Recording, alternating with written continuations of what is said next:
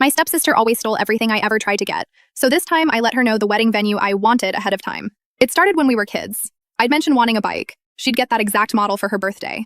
I'd talk about joining drama club. She'd audition and somehow land the lead I'd practiced for. College applications? She copied my entire essay, changed 3 words, and got into my dream school.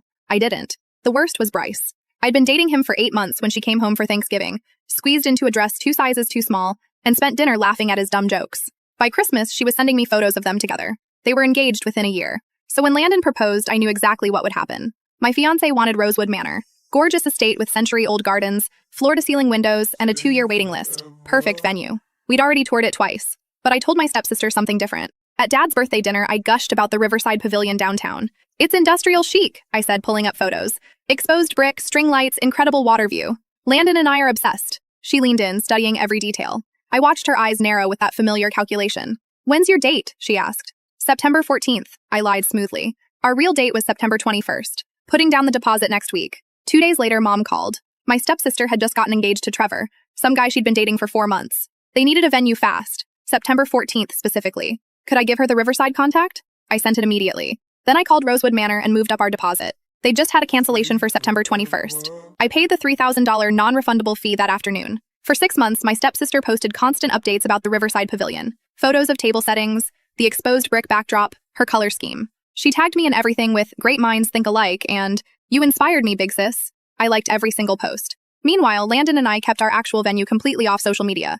We told family we were still deciding. My stepsister never questioned why I wasn't posting my own venue photos. She was too busy making sure everyone knew she'd booked her dream location. The week before her wedding, I sent her a card. Inside, "The Riverside Pavilion is stunning. You're going to love sharing your special day." She texted back, "Sharing?" I didn't respond. On September 14th, my stepsister arrived at the Riverside Pavilion to discover she wasn't the only bride who'd booked it. The venue hosts multiple weddings per day. She'd never asked. Just assumed she'd have exclusive access. She shared her ceremony with a quinceañera and a corporate retirement party. Her cocktail hour overlapped with someone's anniversary celebration. The photos showed her looking furious in every shot. Random strangers photobombing her supposedly intimate moments. 7 days later, Landon and I got married at Rosewood Manor.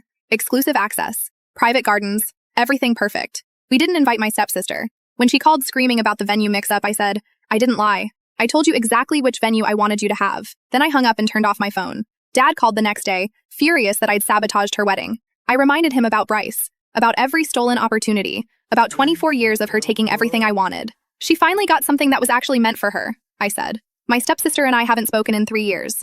At family gatherings, she sits on one side of the room. I sit on the other. Sometimes I catch her staring at my wedding photos on Mom's mantle, the ones featuring Rosewood Manor's gardens and that empty, envious look I used to wear. Now it's her turn to want what I have.